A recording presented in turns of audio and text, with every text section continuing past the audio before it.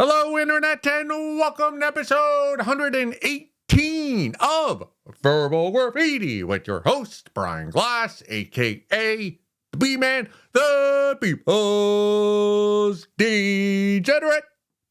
It's episode 118, and there are times, a lot of times, or more specifically this past Sunday evening, I was alone. I reached out to some people. Nobody wanted to drink tequila. Nobody wanted to touch Mr. Perfect.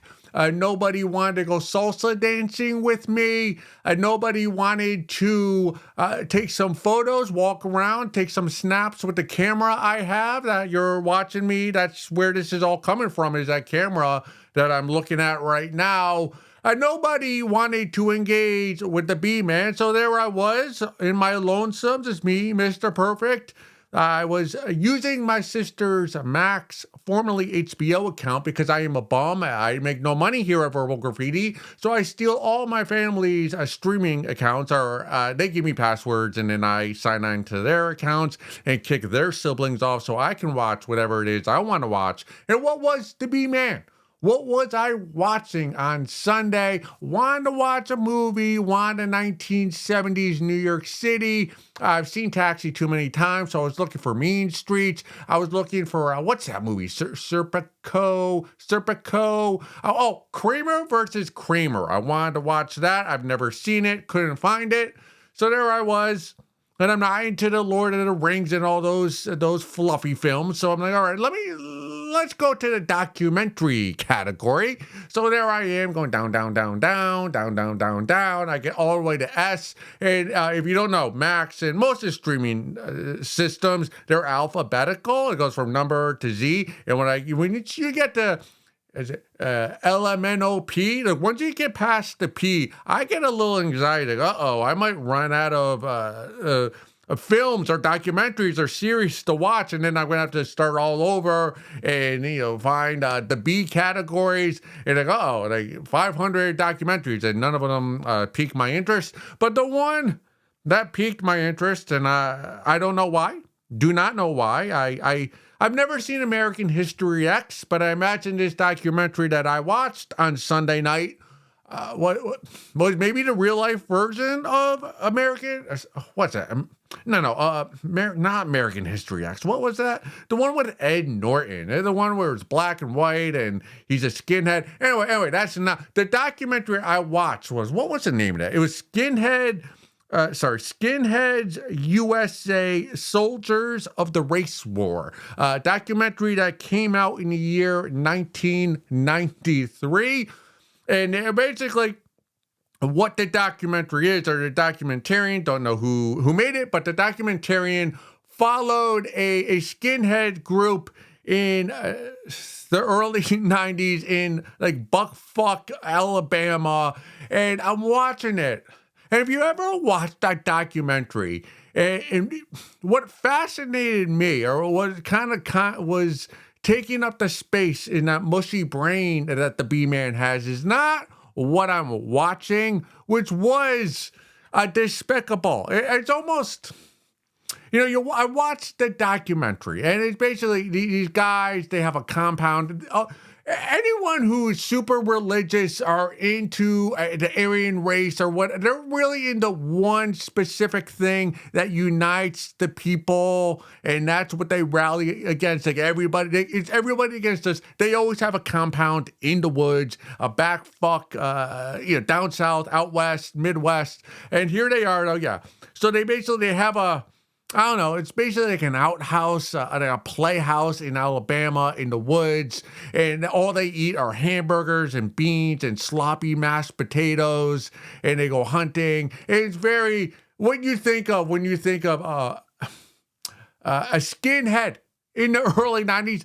This is who they were. Like it's like central casting. They're all skinheads. I'm not a skinhead. I just prefer the way I look with a shaved head. Just want to get that out of the way, that disclaimer. But yeah, they're all there. And there might be 20 or 30 of them. And they just spend their weekends or their nights just drinking cheap Busch Light, Miller Lite beer. And they sing hardcore rock and roll, scream rock, music that basically bows down to Hitler, and every night they would do like the pledge to Adolf Hitler, and on Adolf Hitler's birthday they made a cake with Adolf on like the top of the cake, and they're all white, and they all have like tattoos of the swastika and the whatever the white Aryan nation symbols are, and they're all wearing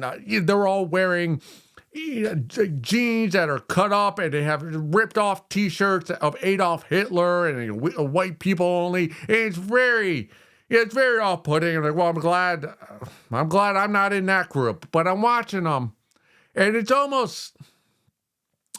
There are a couple of things going. I had a lot of thoughts.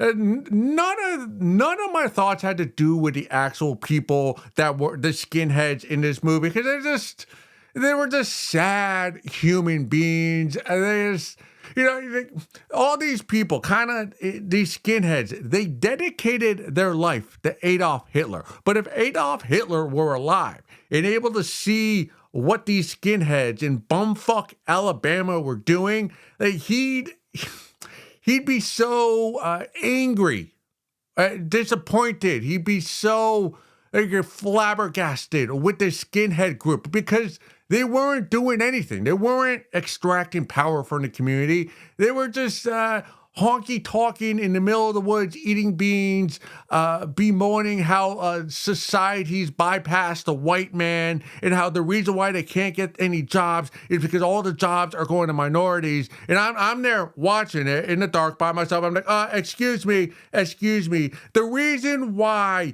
you might not be getting hired for that entry-level job, it might not be because of the minorities. It might be because you have a swastika tattoo up and down both of your arms. Most employers, at least the ones I've encountered up here in the north, but again, I am a Yankee, so who knows? Most employers do not want to hire somebody who has a swastika on their arm or their neck, or who bows allegiance to Adolf Hitler. It's part of capitalism, I've noticed the past 20 years or so. But I'm watching them. I'm watching these people. And like, how would Hitler, like, dude, like, he'd be like, I tried to take over all of Europe. I nearly succeeded. I got all the way to Dunkirk, got all the way there, and almost took over all of Europe, Eastern and Western.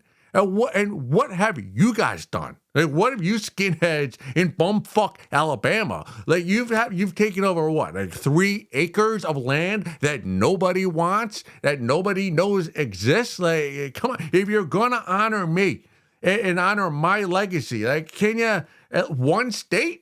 Right? Can you take over one of the 50 states? I'm not asking for much. And you're not giving me anything. And that's what I think Hitler would have thought of them. He would have been like, guys, like, don't use my name. Like, I have license over that. You need to pay me. You haven't paid me. Obviously, you have no money, because I see like the outhouses that they all live in. There's like no electricity. It doesn't seem like they had air conditioning.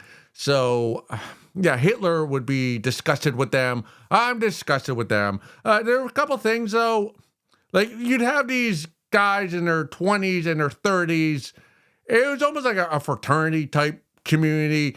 But they'd have like their brothers and their cousins there who were younger. And you looked at these 12-year-olds who are, they're doing the Aryan song and dance, and they have the cross, and they're putting the white cap on, and these 12-year-olds are being, you look at these 12-year-olds who are just kind of going along with it because they don't know any better, and then you realize their lives are fucked. They have no hope in life. Like, the people raising them are Hitler, I don't know, idealists, like worshippers. Like, that's not the male figure you want raising you when you're at that impressionable age of 10 to 13, 14, 15 years old.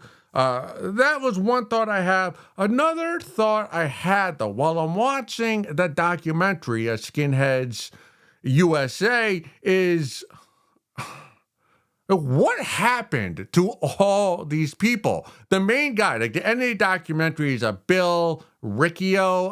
I might be mispronouncing that. He gets a the feds, like they take him, so he goes to prison. I checked him up on Wikipedia. I think he got out after a couple years, and maybe he was going back and forth in between prison. I'm not sure if he's still alive or not. Obviously, he didn't make his congregation, and he didn't really turn into much, so thankfully that didn't happen. But all these guys that were partook in this documentary and dedicated their life to Hitler in 1993. Like, where are they in 2025? That was, as I'm watching a documentary, that's all the thought that I kept coming back to is like, what happened to all these people? Because obviously the feds, came down with the hammer and knocked them out.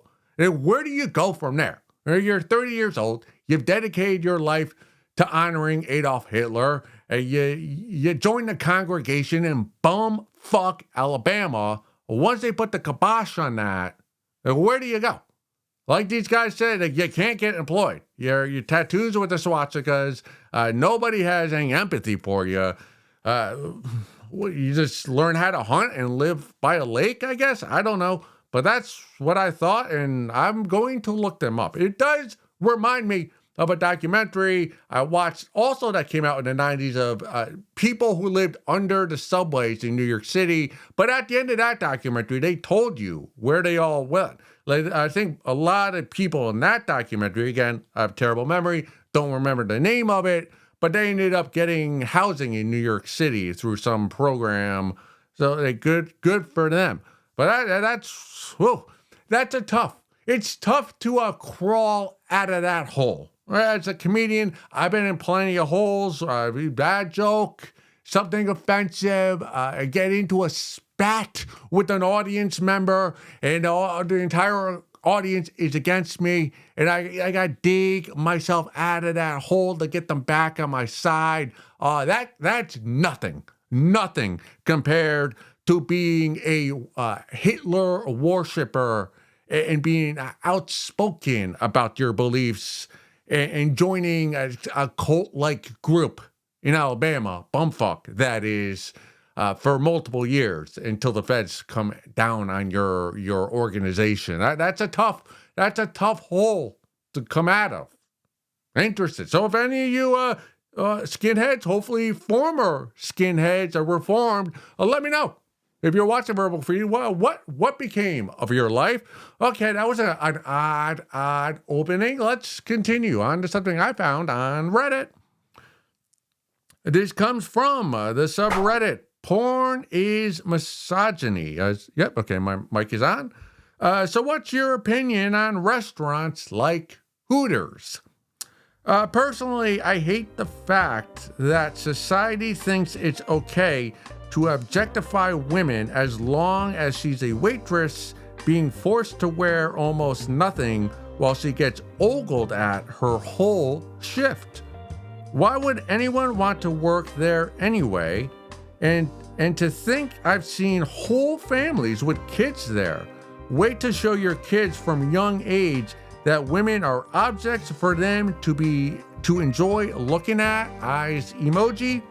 I don't know. Maybe I'm overthinking it, but it doesn't sit right with me. Well, thankfully for you, if I'm not mistaken, Hooters actually recently went bankrupt. So for you, you will no longer have to see those Hooters, busty waitresses being objectified much longer. Tits ain't what they used to be. But thankfully for me, the B-man, and all of us perverts out there, we have bikini baristas that wear bikini on the West Coast serving us coffee. There are coffee shops where the whole staff wears bikinis, but apparently they're only on the West Coast. I'm on the East Coast. Yeah, but tits ain't what they used to be. Well, my thoughts on Hooters, I'm not as disgusted as you are with them, miss. They serve their purpose. The Hooters restaurant the chain. It served its purpose, but it's gone the way of the raunchy comedy. Movies like Porky's, American Pie, Animal House, that would have gratuitous nudity for no reason other than just tits were not readily available as they are now. Like pre-internet, finding a tit was very, it was challenging, right? There was a time pre-internet when a tit was an endangered species. The only tit you really had access to, if you were fortunate enough, was the tits of your wife, maybe your sister, and maybe any magazine or VHS tape that you could get your hands on from somebody that you knew.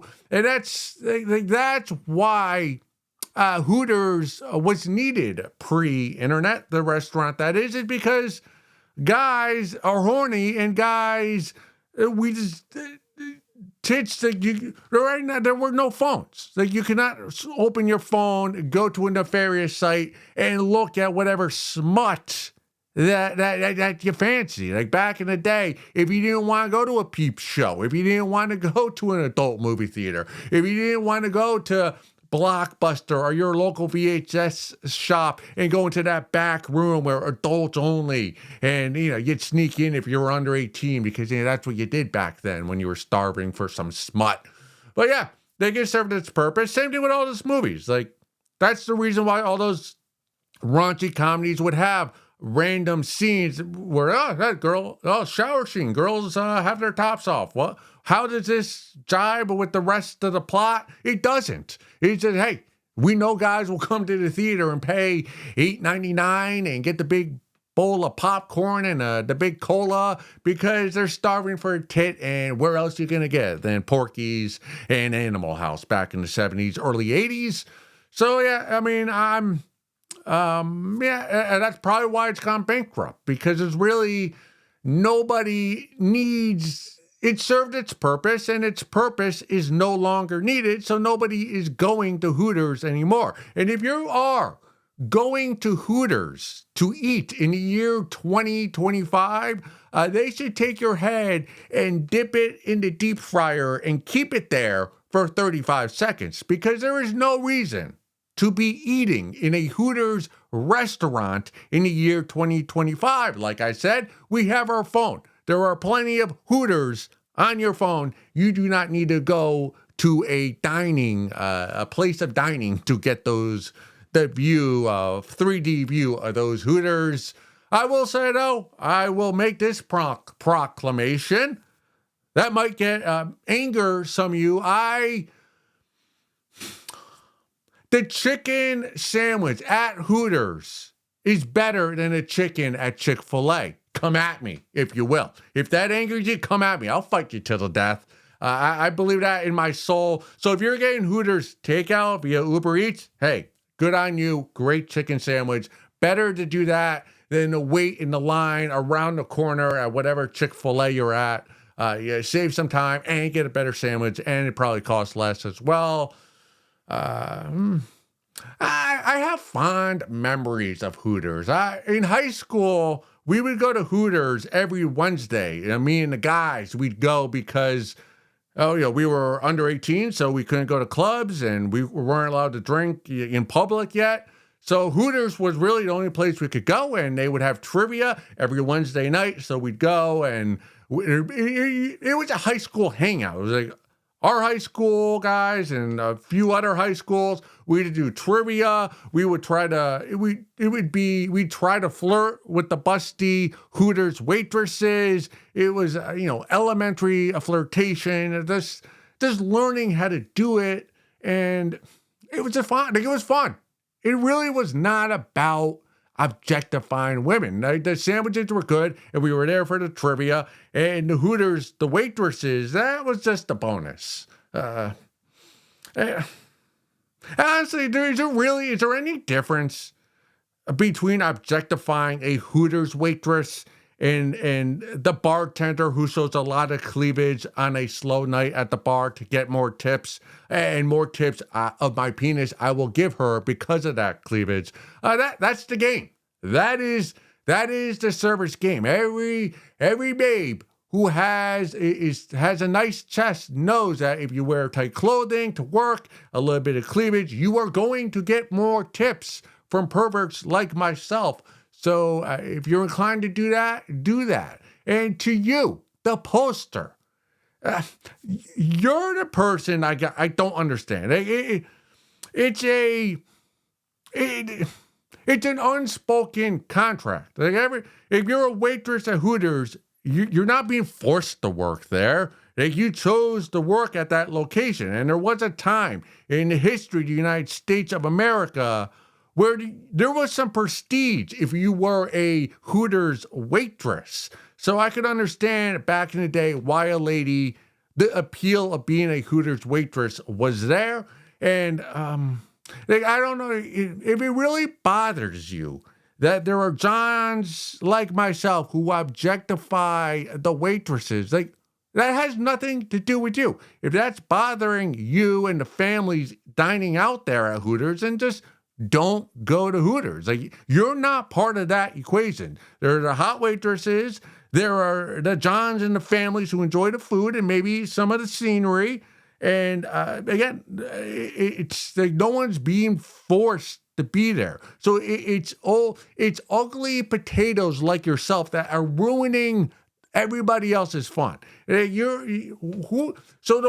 the bartender has a lot. She's hot and has a lot of cleavage, and college guys flirt with her, and they call her hot lips and all this naughty language. Like, who gives a fuck? Hey, she's getting money. The boxing matches where the girls walk around with the babes walk around the ring in between rounds in a bikini. Like, they're getting paid. They're getting some more Instagram followers. Like, oh, any of these job cheerleaders at a football game. It's like, there are benefits to being a young babe, and that's why those ladies take those positions, because it's almost like being a mini celebrity, a Hooters waitress or an NFL cheerleader. So fuck you for trying to dampen their fun and our fun. So I don't fuck with that. And really, if you're going to get angry at Hooters or any chain restaurant, like, don't be angry at the hot waitress or the patrons that enjoy being served by a hot waitress. Like, be angry that the owner of those restaurants aren't paying their workers a living wage or even minimum wage. And how about get angry at all the uglies that are not allowed on the dining floor? You know, all the uglies with the faces that are not, they have the Picasso faces, or Ecuadorians that are super short, or the people with terrible acne, or the people who walk with a limp. Like, all the people who are allowed to work in the back. But God forbid the patrons have to see their faces. So the owners of those restaurants keep all the uglies in the back, where they actually make less money than the glamorous, the beautiful, the symmetrical on the floor. Like, be angry at that dynamic and protest that, and go take to Reddit with your complaints of that, rather than it's, oh yeah, Hooters, big boobs, waitresses, wings, beer, soda, a football, fun, Americana. What's going to happen to Hooters going forward? It's going to go the way. It's going to be a nostalgic.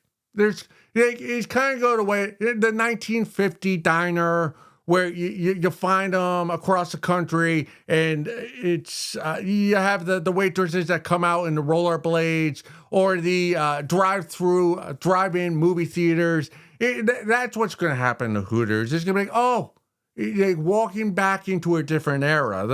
There'll be sporadic ones throughout the country, and you'll go and you'll go, oh yeah, this is what life was like back in the 90s and the early 2000s. And that's, in my crystal perverted ball, that's where Hooters is headed. So you're probably happy because Hooters is going down the tube. So Don't like you to everyone, the poster that is, to all the ladies who worked at Hooters over the years. Thank you for your service. Let's go look at some photos.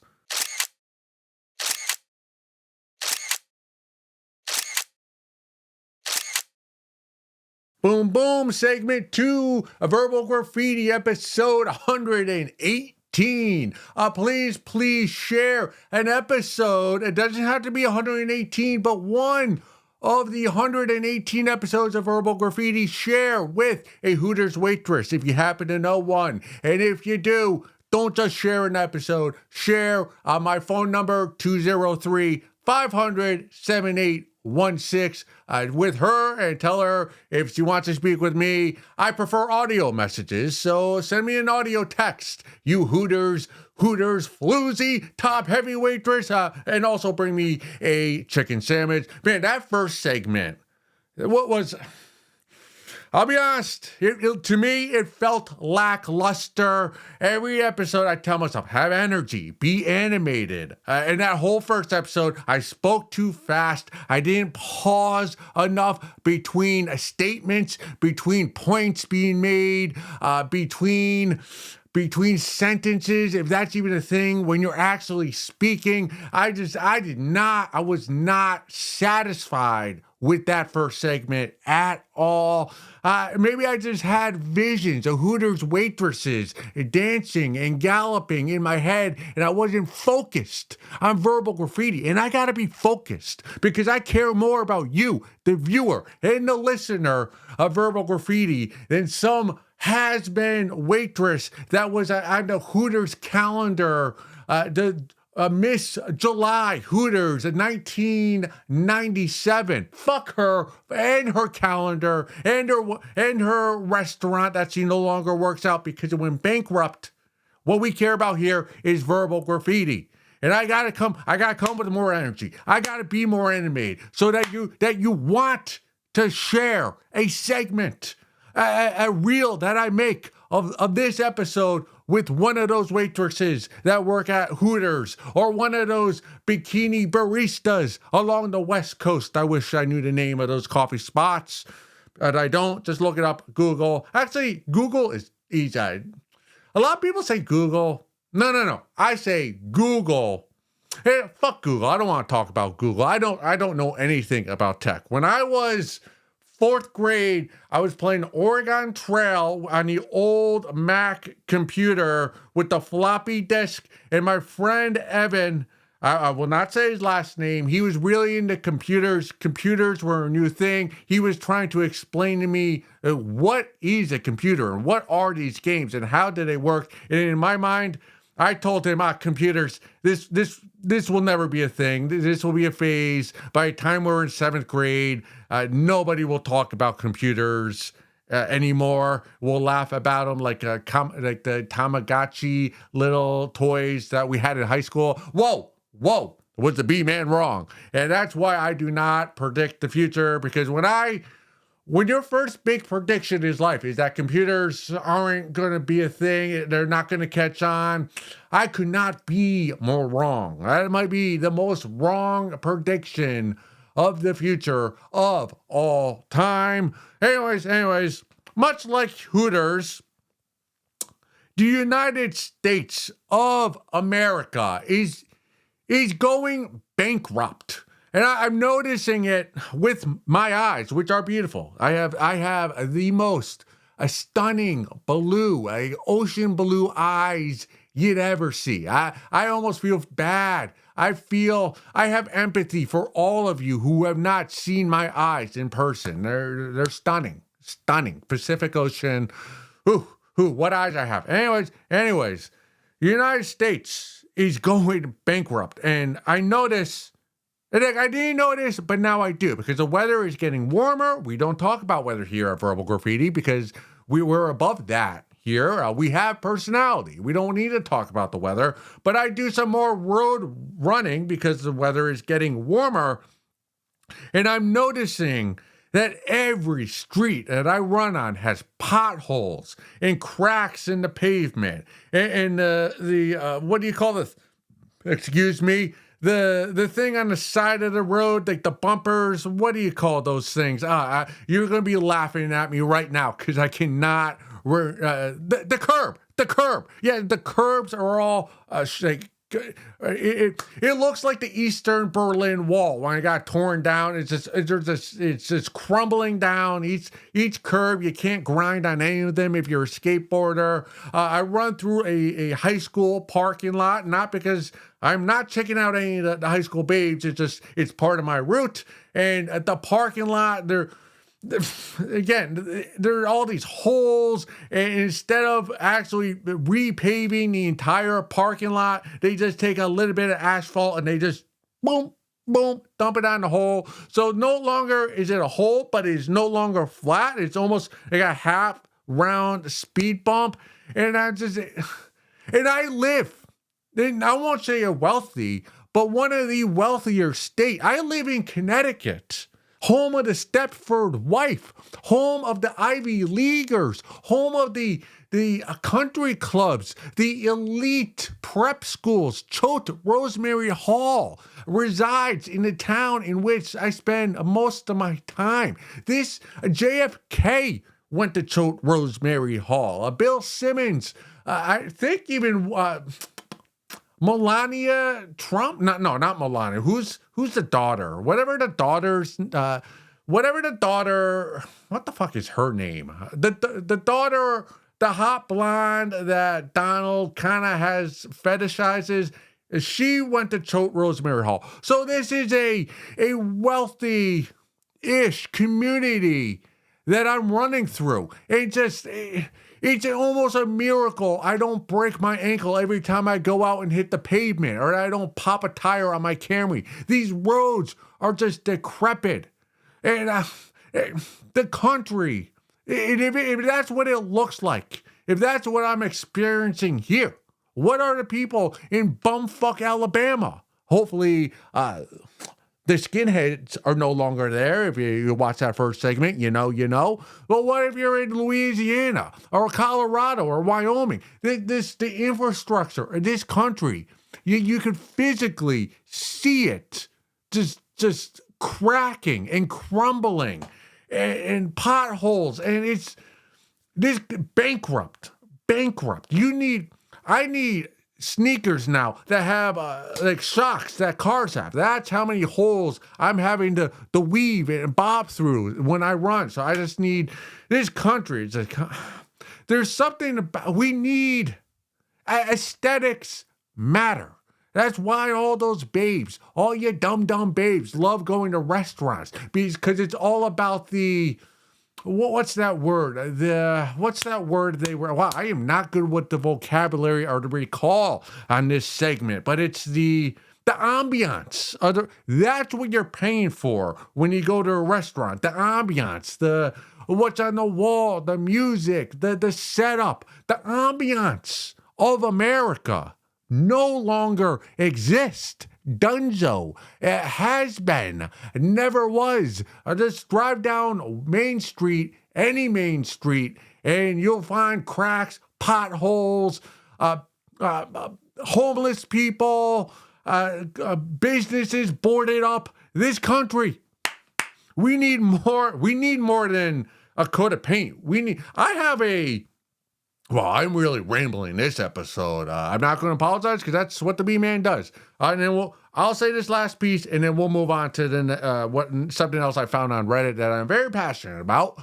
I believe New York City, we need to have everybody who resides and works in New York City, the 5 boroughs, leave for 3 years. Make New York City no livable zone for 3 years. So have construction companies come in, rebuild, repolish the entire city, the subways, make high-speed rails, buildings taller, more beautiful, sidewalks, roads, running paths. Just redo the entire ambiance of New York City, and then allow people to come back in and live there for the next century before we have to redo it again.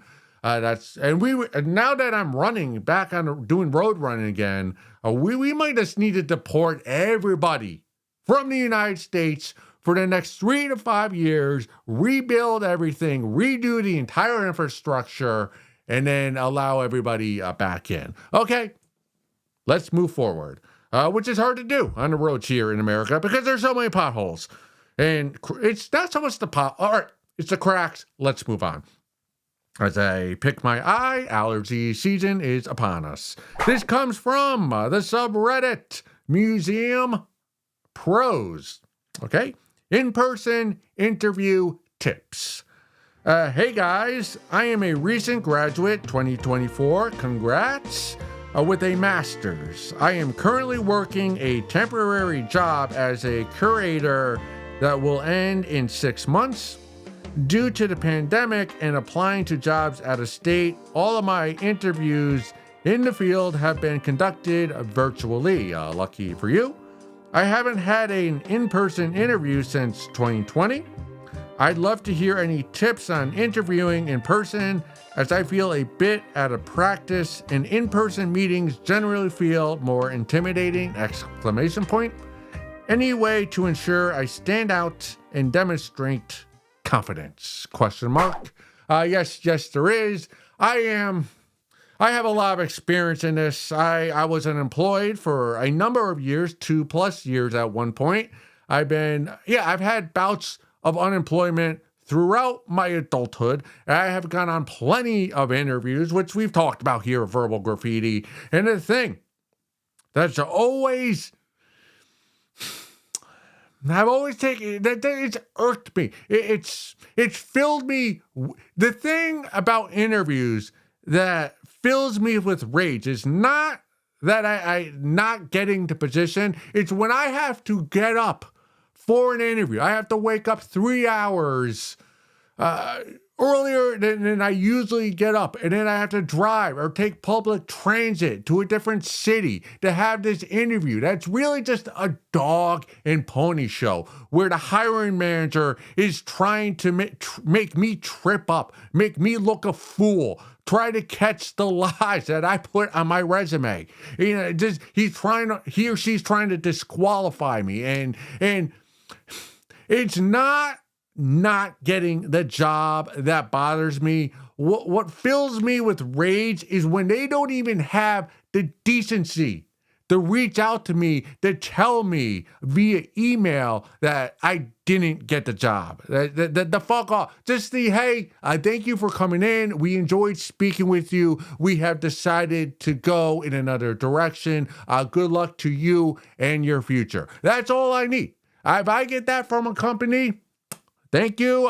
Not thank you, but hey, you played the game. But to ghost me, fuck you. Fuck you, and I'm going to get back at you, and I'm going to tell you how to get back at you. Like you know, some floozy that I meet in person or on a dating app, if she ghosts me, chalk it up to the game. And that happens. That's part of culture. But if I go in for that interview, right, I go in with the matching tie and the button down that I got from Macy's, 30% off. And that's my interview outfit. And I go through, I get up early, and then you don't even give me a post-interview email to let the B-man know that I'm not qualified or that you don't want me. And then you have me there hanging there like a little teenage girl waiting by the phone for 2 weeks. Am I going to wake up, checking my email? What am I getting a second interview and just leave me on red?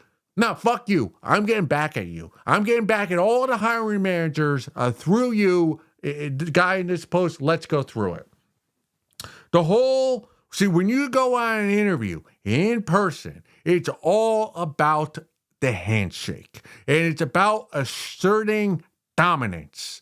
Two things, handshake, dominance. Let's go through how to do that. All right, let's say, hypothetically speaking, your interview is at the office, 10 a.m. 10 a.m. with the hiring manager. First thing you do when you get up that morning, you want to wank yourself to completion. This is no edging like I do. You complete yourself to completion. You hawk a dick loogie, and afterwards, do not wash your hands. We'll get to the reasons why. All right. So you get it. You put on your suit. Please wear a suit to your interview, and you drive to the office. While you're driving to the office, have the heat in your vehicle all the way up, full blast, full heat, so that you're almost in a sweat. If you have one of those cars that have the seated heat, same thing, full blast to the point where you're getting swamp ass. Like it's so sweaty between your butt cheeks that you can't even really feel each butt cheek because it's so, it's just so slippery down there. And when you're in the parking lot, get to the parking lot where the office is 15 minutes before the interview. And while you're in the parking lot, take your right hand, because most of us are right-handed, so you're going to shake with your right hand, the hiring manager, that is. You want to take your hand, put it inside your slacks, and you want to cup your ball sack for a good 2 minutes. Okay? Really, really hold your ball sack so that the sweat from your ball sack seeps into the palm of your hand and on the crevices between your fingers. Like you want the germs from your ball sack and the post jerking off wank session. You want that all on the inside of your right hand. So when you go into that office and the hiring manager opens his office doors, go, "Hello, B-man, nice to meet you." You stick out your right hand and you shake his hand firmly and you look him in the eye. And here's what you know that the hiring manager doesn't know. In this interview that's going to go down, the hiring manager is the alpha. He could be a she too. If it's a she, it's even better. But that the hiring manager is in the dominant position. He or she is the one conducting the interview. But you, right, the one who you just put the germs from your ball sack into the palm of that hiring manager, you've just one-upped that cheese doodle. Like whatever happens during that interview, or if you don't even get an email telling you you're the one not hired, you know that your ball sack was on that hiring manager's palm, and that you can take solace in that. So when you're there during the interview, just try to touch everything you can with your right hand that has the germs and the sweat and the post cum from your palm on the desk. They try to touch the chair, touch pens, try to touch his keyboard, papers, the doorknob. You touch everything. And what you want to happen, and you gotta conceal your joy if this happens. Sometimes a hiring manager, if you're lucky, he'll itch his nose and he'll go, he'll do this and that right there. In that moment, if you just gave that cheese doodle of a hiring manager a secondhand tea bag, and it's so convoluted and so devious that the hiring manager doesn't even know what you just did to him. You just conducted a guerrilla warfare operation on him, and he has no fucking clue that it happened. And knowing that I have the capability of doing that is the reason why I don't commit suicide, because I get such joy out of giving a hiring manager, somebody who's in a position of authority over me, knowing that I just being perverted and being able to touch my ball sack, touch his hand, he touches his hand to his nose, me giving him secondhand tea bag. That's living, buddy. That is living, buddy. So listen to the B-man. That's how you go in an interview. It doesn't even fucking matter. You get the job, you don't get the job. Hey, that guy's going to make you come in for an interview, wake up early, drive to the office, waste gas, have to speak properly and all that. Just get one over on that cheese doodle. Get over using your ball sack, your hand, and your convoluted, if that's the correct word, dominance over that hiring manager. And don't end there. If the interview goes terribly and you know, no shot, I got no shot at this job while you're leaving, hopefully there's an attractive babe working the front desk, or maybe she's an employee on that path from the corner office, to the front of the office where you leave. Find the hot babe along that path and ask her out on a date. Be like, hey, I just had an interview with the hiring manager. There's a pub around the corner. It's almost lunch. Would you like to have a few pints of Guinness with me? I'll be there if you want to come by for lunch and meet me up. And that, again, it's asserting dominance, right? The world is, that office is yours. For that 45 minutes, you are in there. You're putting your ball sack on everything you can to let it to make your germs ooze throughout that office. And again, it's asking out the hot babe that nobody else wants, who has the balls to ask out. But if you actually think you might get the job, maybe do not do that last thing where you ask the babe out while you're leaving. And also, right when you leave the office, like you go down the elevator, right to the front doors, smoke a cigarette right there. Smoke a cigarette right there, smoke a dart, and throw it on the ground. And hopefully that secondhand will get into the office and kill somebody a secondhand smoke, cancer, whatever. That is how you perform an in-person interview. You're welcome. Let us know if you get hired. By the way, being a curator at a museum was and still is a dream profession for the B-Man. I would love. I've actually applied to museums throughout the country, and not once have I ever gotten an email or an interview from any of the hiring managers. I don't really know. How do you become a curator at a museum? Seems like a chill job. Is it not? Let me know down in the comments. Let's continue reading The Salesman's Wife by the great author John Lawrence. We are on the top of page, is it 107? Yep, top of page 107. We will read 2 pages together aloud. Now lie back on the bed, Pamela. Lie back and close your eyes while I talk to you. Obediently, she did as instructed. Today, Pamela, Carlsberg said in a soft, soothing tones, you are going to enter an entirely new phase of liberation. You must be very careful not to resist, for any wrong move now might mean regression.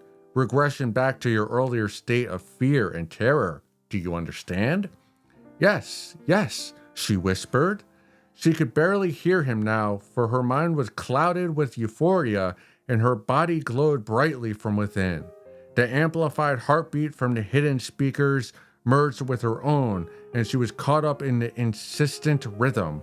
She became one with the sounds. Her own heartbeat in complete synchronization with the pounding that filled the room. Her breasts rose and fell beneath the thin blouse she wore as she breathed more and more deeply, and her mind billowed with delight. If you are very careful, Pamela, very careful, you may nearly finish with my therapy, perhaps tomorrow, perhaps next week. Oh, she sighed, that's wonderful. Wonderful.